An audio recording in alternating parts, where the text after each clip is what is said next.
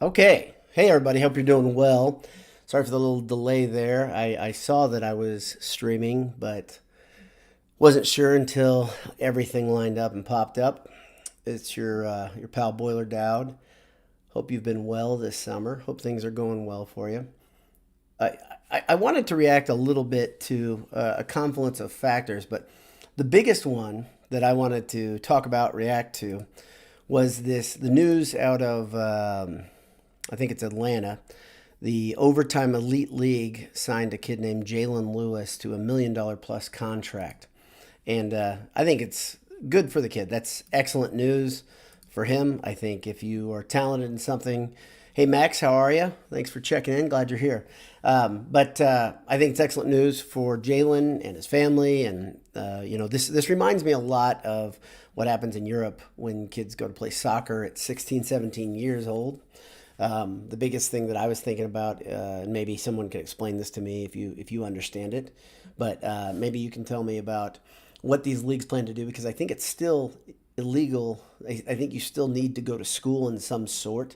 I know people drop out of school all the time, but I wonder if the league, just to keep liability off, has any plans to have tutors there or something until these kids graduate or get some sort of graduation equivalency. But good question, Greg. You and I have the same thought. The homeschool thing, there's got to be some sort of education ramification for Lewis, and I think there's two other kids that have been signed, both of them for $500,000 contracts. I think it's a very smart move by this league to fill a void that the NBA has created kind of arbitrarily, right? They did it based on, I think I've always thought the NCAA and the NBA colluded to get an agreement that made both sides happy, especially recently with the 1 year of having to go to college and then being able to go pro. I agree with the Supreme Court's decision that says these people can get paid and the NCAA can't stop them from getting paid. But I wanted to react about the Purdue-centric world, about how this affects Purdue in the long run, and give you a little bit of insight and wisdom from my father, my dad. We talked a little bit about what college sports were like, what Purdue sports were like when he was in college. He graduated in 1970 from Purdue. I argue he saw the greatest era of Purdue sports because he saw Keys and he saw Mount at the same time. He saw two top five, I believe, teams in basketball and football at Purdue. Pretty incredible time to be a Purdue fan and to be a Purdue student. But one thing he said to me, and I think this is true, it's more of a human nature thing than anything else. He said there were teams cheating back then, and there are going to be teams that cheat under the new set of rules, these new freedoms that are being given, right? I mean, you saw right away the University of Miami kind of blew the lid off of the whole thing by putting together, I think, a group of corporations. A booster put it together, said, we're going to get these guys, we're going to get incoming freshmen or football players that are already there money so they can advertise for us and advertise for us or whatever so they can make money. There's great chance for innovation, obviously, here, and I mean that. A guy like Mike Babinski, he's a smart guy, he understands business. He can do some things to help these students. He made it very clear in his press conference early in the week that Purdue was not going to help connect businesses to players, but they would help them with services, meaning my guess is legal and accounting services once these kids when the students get the ability to make money, you got to make sure that they're not getting themselves into trouble. So maybe they give them classes or they connect them to accountants. However, there are a lot of logistical problems to solve. If you guys haven't thought about that, it's definitely something to think about. I think these are good problems to solve. I think it's great that kids get to make money off their own likeness. It seems to me like the right thing to do to allow someone to make money off themselves if they are that powerful of an entity. There are a couple of interesting things that I see coming very, very soon.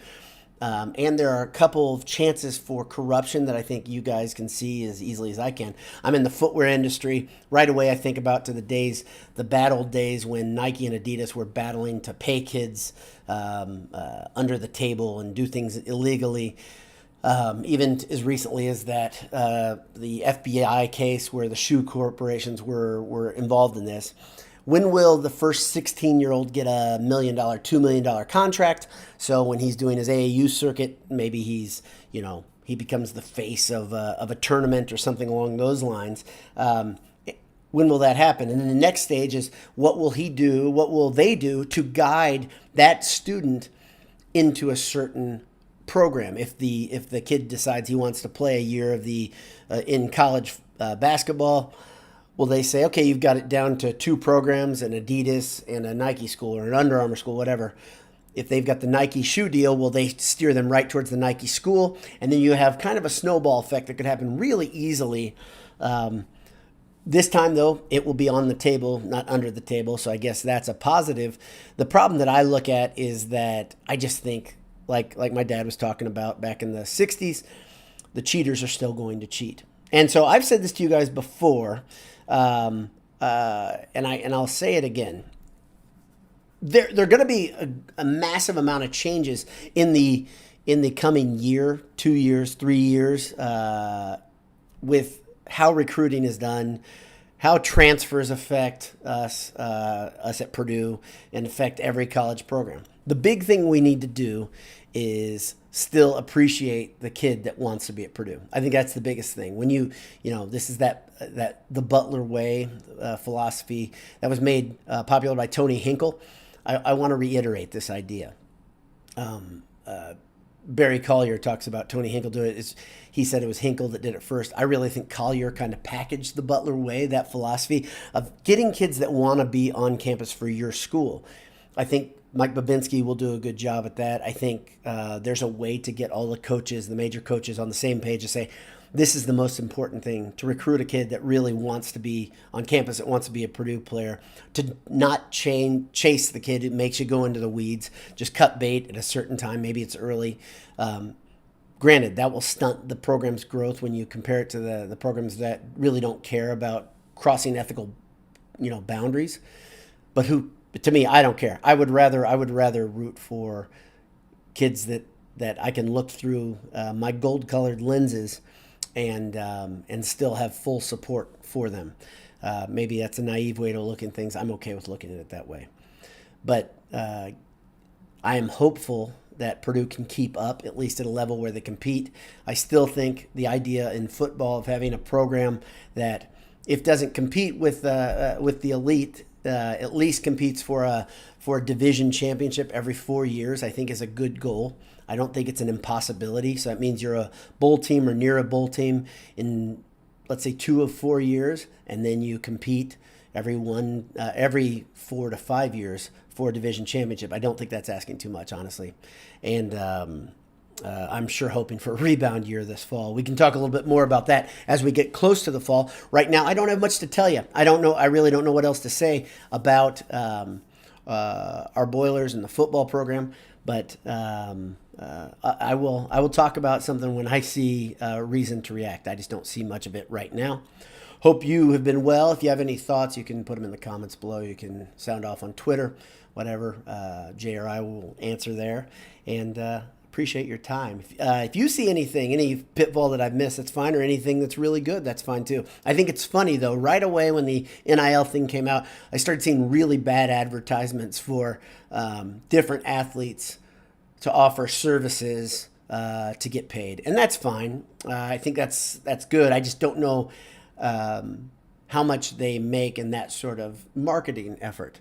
I can only speak for myself as a small business owner who has marketed my services for nearly 20 years. Well, 20 years. The relationships take time to develop on my business. Maybe it's different. Gaining trust takes time to develop. These guys obviously are different. Some of these guys do have brand strength that I will never have. And they need to strike when the iron's hot. But I'll give a little advice if any of those athletes are watching. There's also time not to market yourself and to give it some time to rest. If it's maybe not the best time for you because something not very positive has happened, maybe you let that cool down a bit before you go and market your name and likeness. Just a little old guy advice. I'm not going to go any further into that. Have a great day. God bless you, and we'll talk to you soon. Thanks again for tuning in. See ya.